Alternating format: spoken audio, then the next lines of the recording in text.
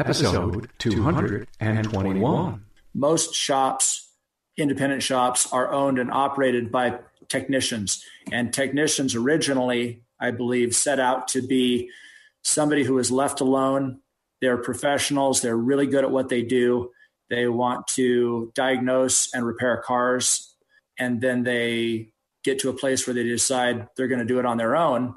And they're starting over. So the education begins again.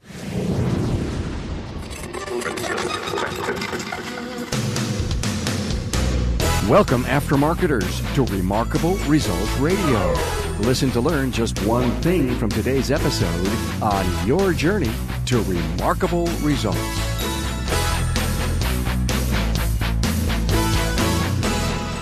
Hi, Carm Capriato here, and welcome to the Aftermarket's premier podcast, Remarkable Results Radio, and episode 221 with my guest, shop owner Bill Greeno from Truckee, California. And this episode is brought to you by Federal Mogul Motor Parts. They are the reason you enjoy these interviews twice per week. When you need innovation and quality, you need Federal Mogul Motor Parts. Brands like Moog, Felpro, Wagner Brake, Anco, Champion, Seal Power, FP Diesel, and more, they're the parts techs trust. Find out more at fmmotorparts.com. You know, every time I sit behind the microphone, I'm privileged.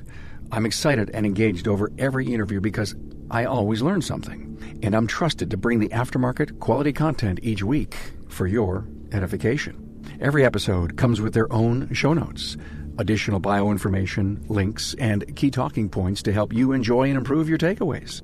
You can find this week's show notes with Bill Greeno at remarkableresults.biz/E221.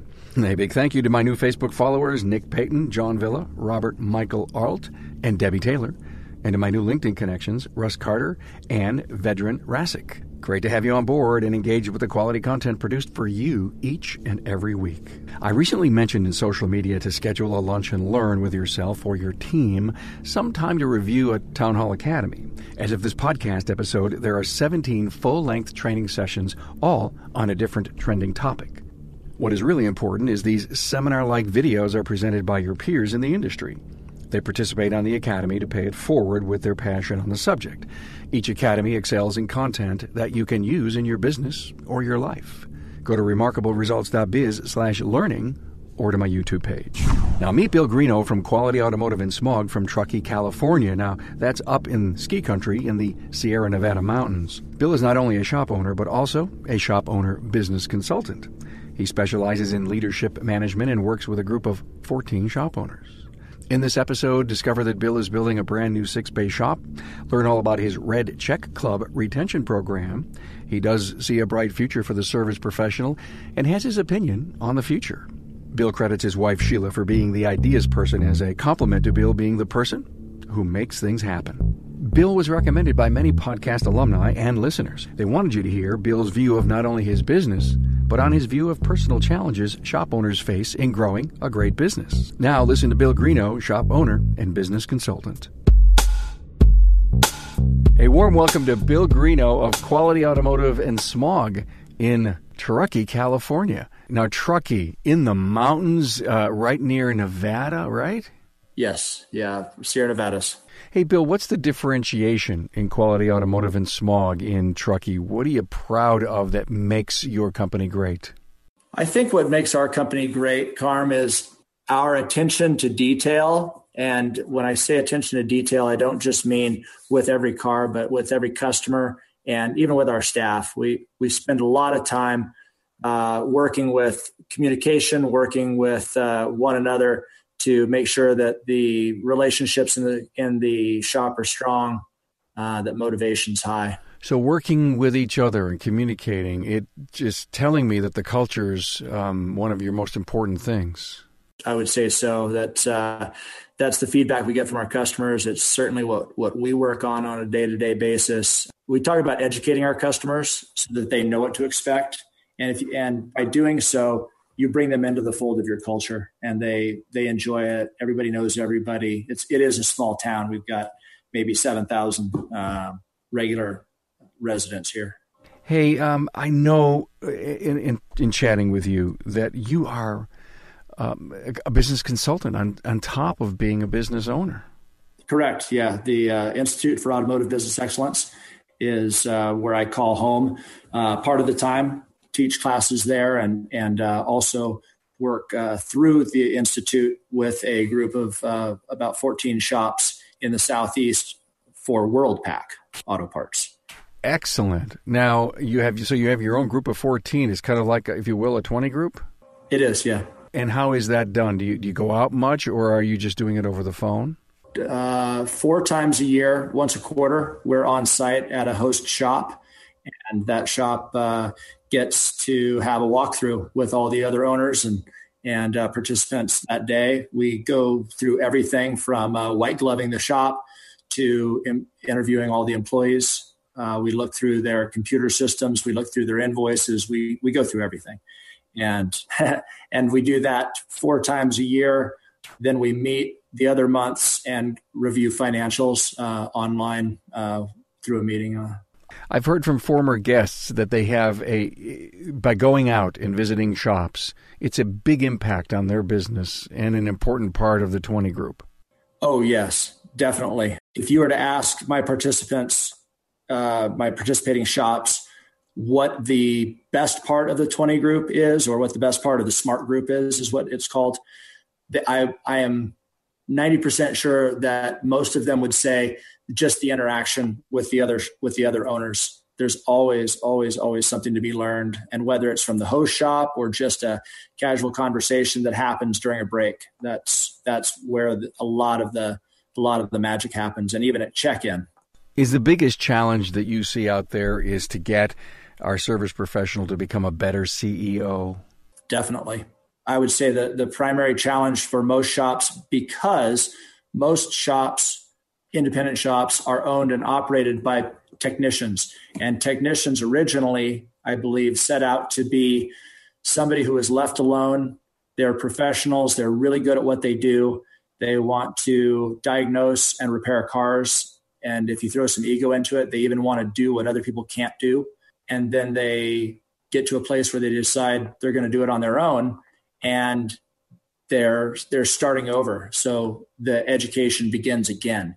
And I believe that the SMART group is certainly a wonderful place to have that happen, especially because they're flanked by other owners, by other folks who came up the same way they did. They're in the same situation at the same time.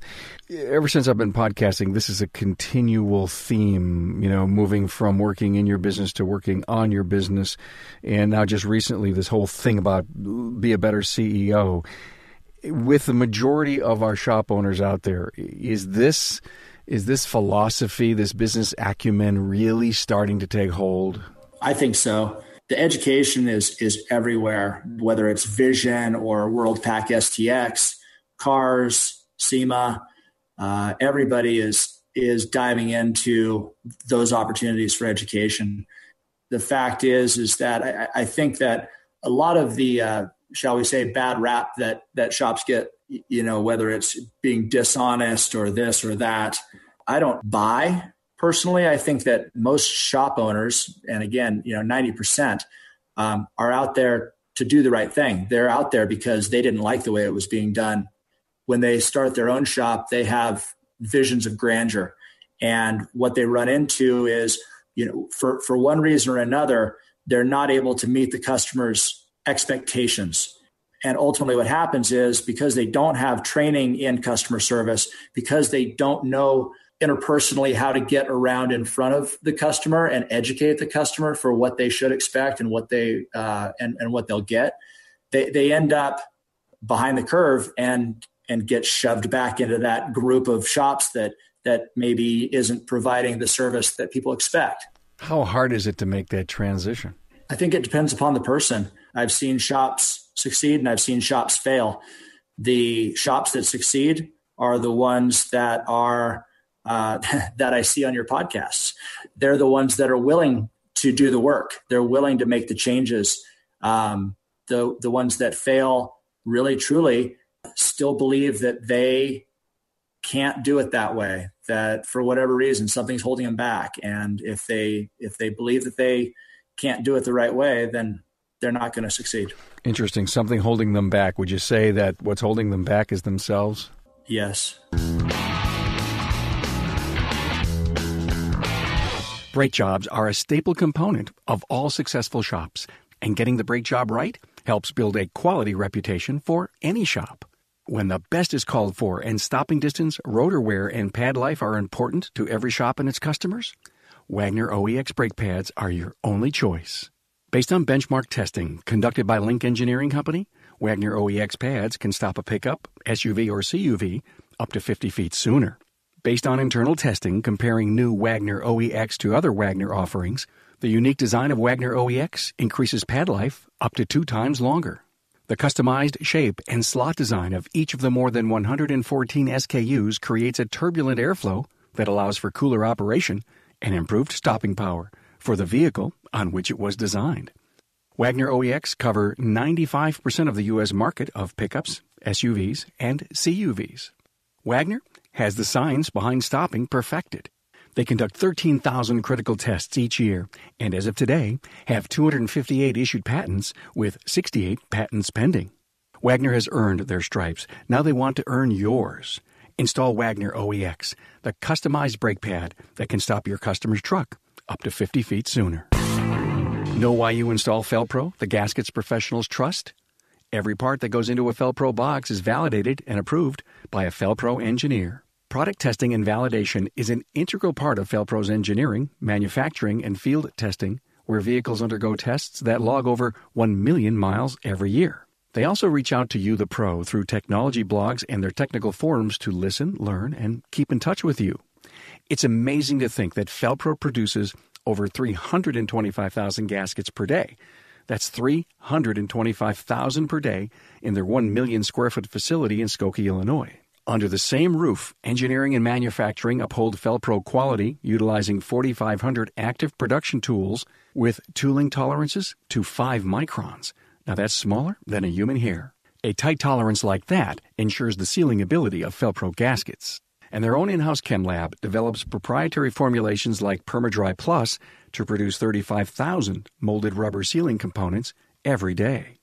Plus, with Felpro, you get coverage from 1955 of 96% of all domestics and 93% of all import vehicles. So feel confident that with new engines and new technologies, Felpro will be there with innovative solutions to solve your customers' sealing problems. Felpro, the gaskets professionals trust. Go to felpro-only.com for more information. If I picked up the phone and said, "Hey, come and speak to my group," what would a topic that you just are so passionate about that you want to come out and tell the world? Well, with the Institute, they call me the leadership and management guy. So I often fall into what makes a great leader. And I think what makes a great leader is somebody who is willing to step out in front of others and lead. Showing up is so important, just being willing to get out there and put yourself in front of folks. What makes them succeed from there? Everything from vision writing, goal setting, and ultimately closing that loop, following up with your staff, making sure they understand the company's vision, philosophies, and goals. Is leadership really hard for a lot of guys? I think it can be because they're so used to being one of the guys. They're used to being part of the group, and now they have to set the example. They have to be the leader. They have to be the person that's willing to be the moral and ethical role model for the rest of the group. What do you start working on first? If I came to the Institute and they said, "Here, work with Bill," yeah, I know there's a million things for you to find out. Do I know finance? Do I know marketing? Do I know HR? Do you work on business culture, vision, mission, values to start with? You certainly could. It depends upon where you are. If you have a staff already, then yes. If you don't have a staff, then you have to start with hiring, interviewing, and the techniques that fall in with interviewing. How many times do you take a client on that's just a solopreneur?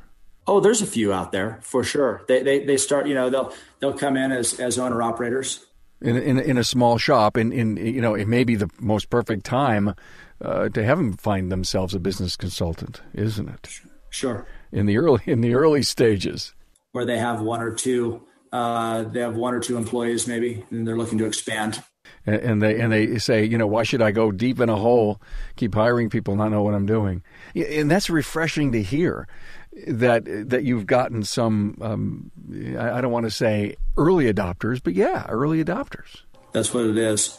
Definitely. The folks that have been around for 20, 30 years, and for whatever reason have been unhappy business owners, because they haven't taken the time to get out there, who are still in business. Those are tough. Those guys are tough to turn around. Unhappy business owners. So it's really their daily hobby, and it's even worse than a hobby, because usually you like your hobbies, right?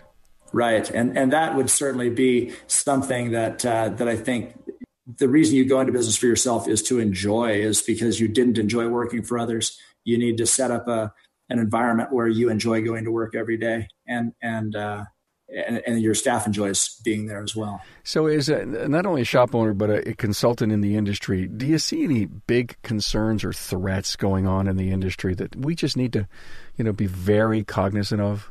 I think that right now we are in a place where good things are happening.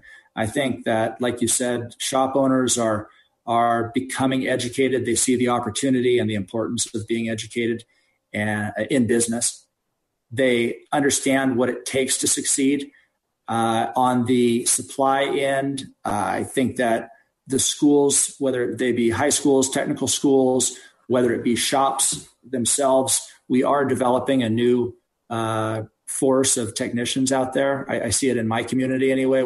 We've taken steps to we've got 3 shops in our town that are working with apprentice programs. We've got 2 automotive classes going on at our local junior college here in town, and then down in Greeno we've got several accredited automotive schools. So I think that from supply right through delivery, we're in a beautiful place, and the next 10 years to me look really promising for the independent automotive industry. So in your world, you don't see a technician shortage? Sure there is currently. However, it's being seen to. I think enough people have seen the shortcoming in technical skilled trades, be it welding, automotive, and any other skilled trades, and the educational machine is starting to see to it that they bring around a new group of people that have that opportunity to be educated in the technical world. You advise your shops that you work with that they need to make sure that their technicians get so many hours of technical training a year? Yes. Yeah. We require, I say require. My guys are always asking about educational opportunities. We shoot for 10 hours a quarter, 40 hours a year per person, technicians or service advisors.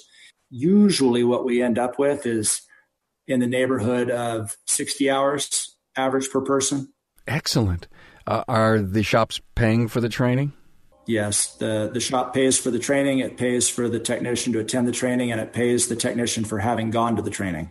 Do you recommend that they get bonuses as they, get all those hours during the year? Well, the way our pay plan works is it's worth $2,000 a year to maintain your required training. Are you keeping a resume on every technician for the classes that they're going to and their ASE certifications so that you know exactly where along the line everyone is? Yeah, we keep, I've got all of their certificates on hand, and then I keep a running total, obviously, for the pay plan. But we also use it in our advertising. We talk about it in the community. We make sure that everyone knows that our technicians are continuing to be educated, that our service advisors are continuing to be educated. And when we go to special classes or events, we'll put that out there on Facebook, or we'll broadcast it on our radio advertising. Radio and Facebook, interesting. I hope to ask you that here in a few minutes. But let's talk about processes and systems. One day I heard a great quote that it says, "Processes and systems win wars." And obviously, if you've got good ones, they run good businesses. Is the process and the system gap out there larger than it really should be? Yes, that's one of the easiest places for shops to improve. I would say it's a place that most people don't argue with. Where in leadership and management, you may have opinions or personality differences that don't allow folks to do certain things certain ways. When it comes to systems and processes, it's pure logic. It can be proven, and you show somebody the tricks of the trade, and they usually are jumping up and down, happy as a clam, ready to apply these things in their shop, whether it's a dispatch system, a scheduling system, whatever it is, parts supply. So when it comes to systems, Bill, are you doing DVI, digital vehicle inspections, at your place? We're not. I've looked at quite a few different opportunities and examples of digital inspection sheets, and I haven't seen a shop yet that has implemented it and done really well with it. And when I say that, I've gone out and looked at different programs and different shops and how they use it. And so far, paper is still winning in my world. And it's not to say that I'm not excited to do digital. I want to make that transition. I think that our shop could be successful with it, but at the same time, I'm not so cavalier as to think that I can do something that no one else has done, and I haven't seen it done really successfully yet. Got it. I interview people, and it's a 50-50 split out there. And some guys that have it, their technicians adopted, they love it, and they're so happy to be there. So probably 3 or 4 or 5 years, it's probably going to be the standard bearer, right? I would believe that to be true. And I think that theoretically, when you look at the programs, it's a no-brainer. It makes total sense. But when you see it in application out there, I have not seen anybody utilizing it to its fullest yet. And maybe I just haven't seen it yet. But I've got one shop in my Southeast Smart Group who actually did a visit for one of the products that's out there with me at another shop. And he has sent his guys to a class. And I'm looking forward. We'll be out there in November. So European Auto Garage, we'll see how they're doing with it. Tell me something, Bill, that you've tried that didn't work and what you learned from it. Oil changes would be a great example. When I first started up with the shop, it was something that we just tried to knock out as many oil changes as we could in between everything else. So we were an example of a very busy shop that had a really, really low average repair order. We saw too many cars and too many customers, and we were trying to be all things to all people. And we've since changed that, and we now provide the oil service. It certainly costs about twice what it used to cost, and is certainly providing the customer with a much better service. They're getting what they want. In fact, when I knew when I knew I had failed and needed a change, a customer actually came back to me. They had driven out of our parking lot, and the serpentine belt broke on their car. And she said, "Don't you guys look at that?" And I thought to myself, maybe we should have. Hell no, we don't look at it. We were just giving it an oil change. Oh my God, huh? There's an aha moment. What about deferred work? Anybody following up on declined or deferred work in the company? Yeah, a couple different ways. We've got the Kukui program, which sends out a recommendations letter to the customer following up on the work. And if we get slow, we've got our phone calls that we make. We can go back and make contact with people. We don't usually have that problem. And then if 6 months down the road, if the customer hasn't made it back in, they get what's called a lost customer email. And that follows up with them, lets them know that it's been 6 months. Please, get in touch with us. Here are some of the recommendations from the last time you were in. And if there's no response to that email, then I'll follow up with a phone call. Do you set appointments ahead of time like the dentists do? We do. We set what are called pre-booked reminders. So instead of setting an actual date 6 months down the road, we have a reminder that goes out that says, "Hey, you're due. It's been 6 months. give us a call. We're currently booking 3 days out, and I'd love to take care of your car. How does that work? Good, really good. In fact, when we fail to do so, we hear about it from our customers. They expect you're supposed to remind me, Bill.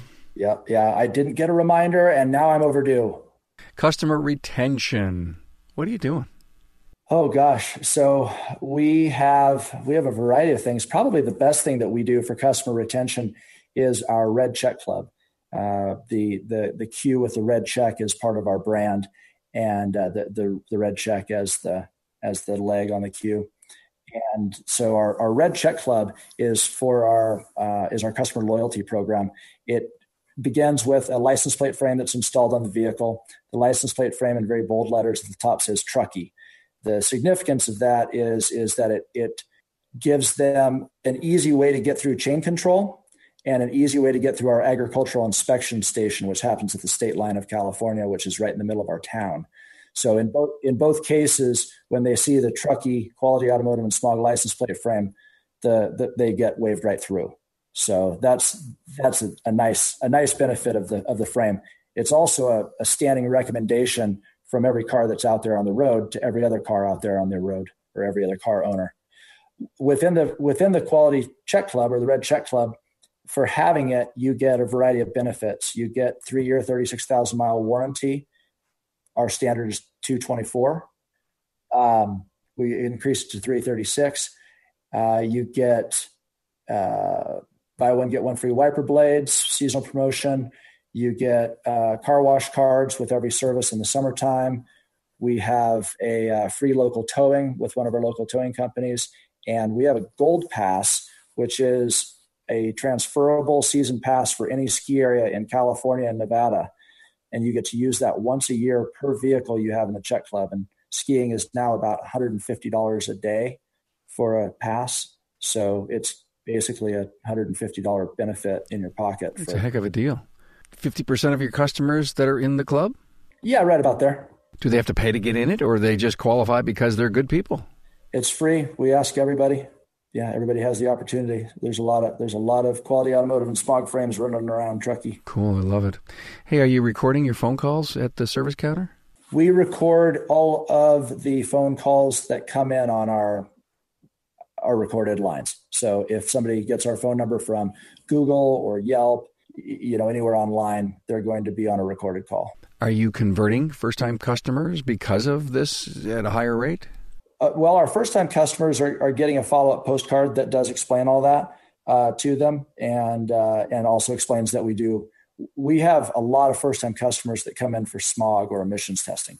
So you got a built-in, if you will, lane of people constantly coming in that you want to turn into be maintenance customers. 25 to 30 a day. Yeah. And of those, maybe half are brand new customers. So our conversion rate is low by percentage just because of the number of people who are coming in. I'm not that familiar with the whole California smog thing. Do you have to qualify to be a smog shop? Oh boy. Yeah.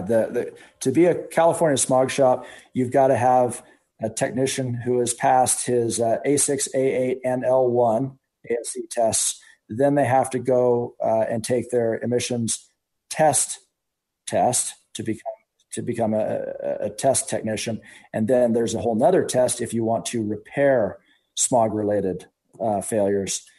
By the way, I spent some time on your website. That is a jam-packed website. You've got a lot of great stuff there. Is that by your design because that's the face you want to put out to the customer? Well, my wife is responsible for all the sales and marketing. So give her a high five from me. All right. Yeah, she's done all the layout and design for that. Telematics, autonomous cars, impacting technology. Give me the Bill Greeno 50-foot view. Oh, the internal combustion engine hasn't really seen any changes in 100 years.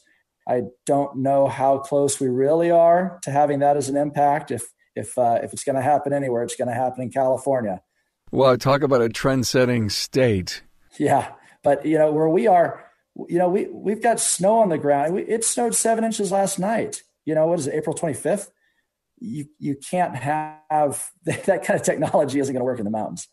Okay, so that's why you're wearing a heavy vest and you have a beard, all because you are a snowman, right?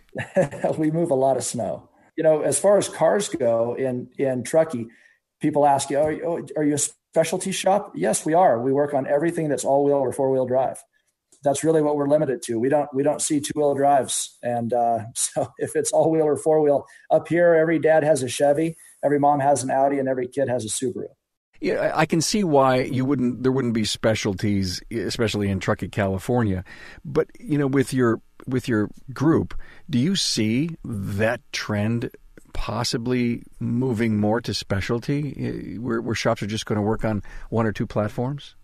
Gosh, that would be wonderful. If that was the standard out there, everybody would be better served. I think it's a beautiful thing. If your technicians can really become masters at one line of car or two lines of car, that just ripples right out to the customer. The customer is 100% taken care of every time. There's no guesswork. The people that are working on the cars know everything about them. I would say that the sharing of customers between shops goes to a new level where, maybe mom goes to the Audi shop, but dad goes over to the pickup truck Chevy shop. So yeah, that would be great. Do I see it going in that direction? Oh, with the European end of things, definitely. I love to see European only shops. I think they're a wonderful thing. And people who buy European vehicles are apt to look for that. People who buy domestic are typically just looking for a good shop. They're not looking for I don't know that I've ever seen a domestic only or a Chevy, Ford, Chrysler shop. What's your passion beyond the shop? Physical, mental, spiritual health. What do you do to recharge? Everything I can. My hobbies are certainly including skiing, whitewater kayaking, mountain biking, hunting, fishing. I volunteer quite a bit in town. I work with the ski race team at Squaw Valley. I work with the trap team at our high school, trap shooting. I like to get out there and be busy. Anything have you fired up right now at the business? Yeah, we just signed papers to build a new 6-bay, 5,300 square foot shop on Donner Pass Road right here in the middle of town. Will that be your second, or are you moving? We'll be moving. Wow, from scratch. From scratch. And it's Donner Pass Road in Truckee is also Old Highway 40, and the traffic count on a daily basis eclipses that of I-80 that it parallels. So Interstate 80 has less traffic a day than the road I'm building on. Are you having fun designing, building this dream shop? Yeah, that part of it's over. It's designed, it's been approved, and so now I'm enjoying more of the business end of it. We're working on getting estimates. We're working on exactly how all the different pieces and parts are going to be put together. What kind of this and what kind of that. We're putting hydronic floors in, so the guys are going to be nice and warm feet all winter long. And so yeah, this is where the rubber meets the road. We're budgeting, we're hiring, and getting ready to go. Hey, where do you get your big ideas? My wife. She's the ideas person. I'm the execution person. And I mean execution in that I'm the hands and feet. So yeah, she's the ideas person. I find my conversations with Cecil Bullard to be very inspiring. He's always very supportive of everything that I've done, including hiring me to work with the Institute. Whenever I knock ideas off of him, he's also a big ideas guy, and I can always get a new perspective. Is he a mentor? Oh, definitely a mentor, friend, brother. What's your legacy going to be? Oh, my legacy will be the building that I'm building. I find it really inspiring that I am going to have one of 200 buildings in our town that I will have designed and built. And then after I'm done, I do intend to have someone in place that will take over the business and run it when I'm done. Is it family or not? Probably not, but certainly if one of my daughters wanted to get in there, they both worked at the shop, they could. But if I imagine they'll go off and do bigger and better things. Hey, Bill, think back, or even currently, what's the best piece of advice that you've ever been given? The best piece of advice, or maybe a saying that I really enjoy, is luck is where preparation meets opportunity. That's something to live by. When you look down over your crystal ball, what's the next generation of repair shop going to be like? The next generation of repair shop, Carm, is going to be along the lines of what we talked about. It's going to be a really well-educated leader who has a great company culture. Boy, I'd love to see them specializing, like you asked. And the technicians are going to be ever more educated because vehicles are becoming more and more complicated. So if you had any request for my audience, what would you say to them right now? Communication is key to life. It's the biggest challenge that we face. It is the most important thing to success in your business, and it is probably the number one thing holding you back. Share with your staff. Let them know what they can expect from you, and let them know what you expect from them. That is quintessential. And finally, when you look back, what are you the proudest of, Bill? I am the proudest of my staff. I would say what my staff accomplishes on a daily basis, on a monthly basis, as individuals and as a team, whether it's fixing cars or just being really good people in the community, they inspire me every day. Well, Bill Greeno of Quality Automotive and Smog in Truckee, California, where it snows 600 inches a year. Well, not every year, this year. All right, man. Well, thanks for being on with us. It was just great. Great. Thank you. Thanks, Carm.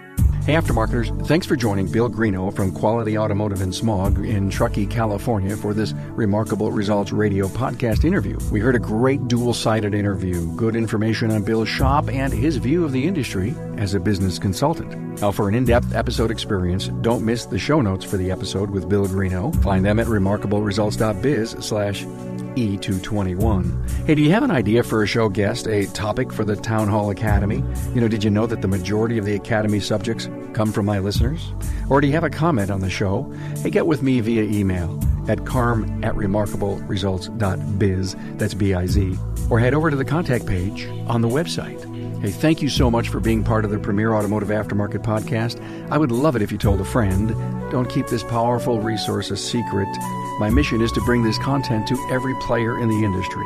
Organically, the only way it works is word of mouth, and to have you share the podcast within your network. Remember, a rising tide lifts all boats, and that is exactly how we build strength among each other. And the RRR podcast is one of those catalysts.